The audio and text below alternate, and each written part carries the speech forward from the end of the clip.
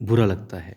यकीनन बुरा लगता है कि एक पल तो आपकी तारीफ़ हो रही हो और दूसरे ही पल तुरंत आपके मुँह पर आपको नकार दिया जाए, आपको कि गलत है ये कह दिया जाए। और ऐसा ही इस वक़्त हुआ है युवराज खंडेराव के साथ में।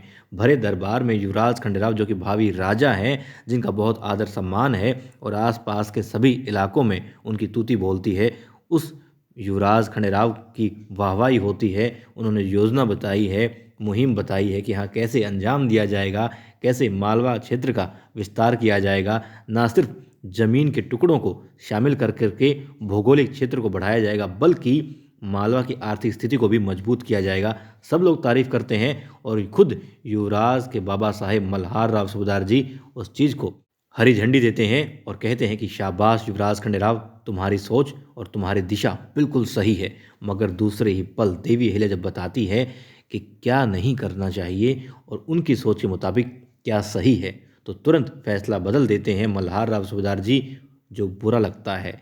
यकीनन युवराज खंडेराव को भी बुरा लगा है और उनके हितैषी या फिर जो उनके प्रशंसक हैं, उनको भी बुरा लगा है कि युवराज की अवहेलना हुई है।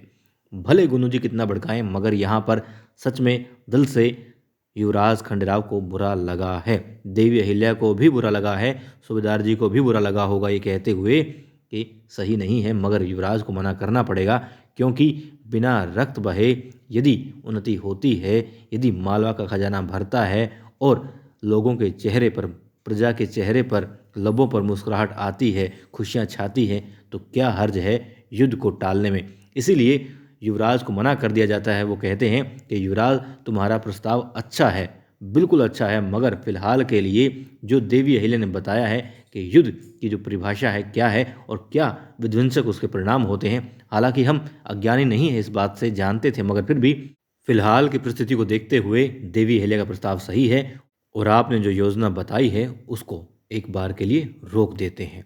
युवराज गुस्सा होते हैं और सूबेदार जी को भी कहते हैं और देवी अहिल्या के ऊपर भी वो गुस्सा निकालेंगे। यकीनन वहाँ से गुस्से में चले जाएंगे दरबार में से। क्यों? क्योंकि युवराज हैं और युवराज के सुझाव की अवहेलना, वो भी पहले तारीफ और बाद में नकार दिया जाना, उन्हें अखरता है। और इसीलिए कहते हैं कि समय और परिस्थिति के हिसाब से इंसान की सोच और उसकी प्राथमिकताएं बदलती भी हैं। बस सभी को इंतज़ार है, आपको और हमें भी, कि युवराज की सोच, उनकी प्राथमिकताएं, उनके विचार कब बदलेंगे, वो कब